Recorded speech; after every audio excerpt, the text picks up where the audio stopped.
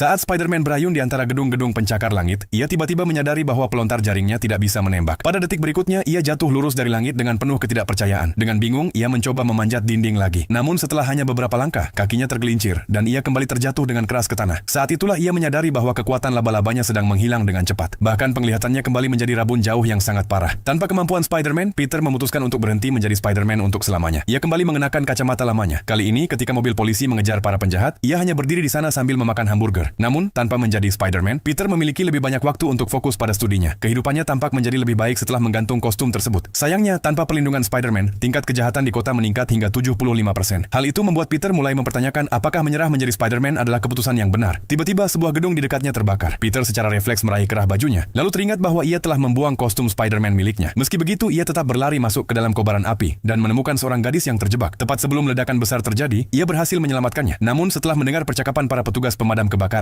Peter mengetahui bahwa masih ada orang-orang yang terjebak di ruangan sebelah dan belum berhasil keluar. Hal itu membuatnya dipenuhi rasa bersalah. Jika ia masih menjadi Spider-Man, ia mungkin bisa menyelamatkan nyawa orang-orang tak bersalah tersebut. Sesampainya di rumah, Peter terkejut melihat Joey si pemalas membantu Bibi May membersihkan rumah. Joey menjelaskan bahwa ia melakukan hal itu karena ingin membantu lebih banyak orang seperti yang dilakukan Spider-Man. Pada saat itu, Peter menyadari bahwa Spider-Man telah menjadi seorang pahlawan di hati banyak orang. Akhirnya, ia mendapatkan kembali kepercayaan dirinya dan memutuskan untuk menjadi Spider-Man lagi. Ia memanjat ke atap gedung dan mulai mengambil ancang-ancang untuk berlari. Dengan tekad di matanya, ia melompat menuju gedung di seberang tanpa ragu sedikit pun. Namun pada saat itu juga Peter langsung terjatuh ke bawah. Kekuatan Spider-Man miliknya ternyata masih belum kembali. Suatu hari kacamata Peter tiba-tiba menjadi buram. Setelah melepasnya, ia menyadari bahwa kekuatannya telah kembali. Ia pun segera pergi ke kantor surat kabar dan mengambil kembali kostum Spider-Man miliknya. Sebagai Spider-Man yang baru kembali, Peter tiba-tiba melihat sebuah kereta yang melaju tanpa kendali. Dengan indera laba-labanya, ia menyadari bahwa rel di depan berakhir di sebuah tebing dengan jurang terbuka di bawahnya. Ia segera melompat ke bagian depan kereta dan mencoba memperlambatnya menggunakan kekuatan kakinya. Namun bahkan dengan daya tahan manusia supernya, ia tidak mampu menahan kekuatan puluhan ribu ton yang mendorong kereta tersebut. Kemudian Peter mendapatkan ide lain. Ia menembakkan jaring ke kedua sisi rel, berusaha menggunakan tarikan jaring tersebut untuk menghentikan kereta. Namun ia meremehkan kekuatan struktur bangunan di sekitarnya. Salah satu dinding luar bangunan runtuh seketika dan Peter hampir terseret ke bawah kereta. Ia nyaris berhasil melepaskan pegangannya dan menstabilkan dirinya. Saat kereta semakin mendekati ujung tebing, Peter menembakkan lebih banyak jaring. Kali ini dinding bangunan tidak runtuh,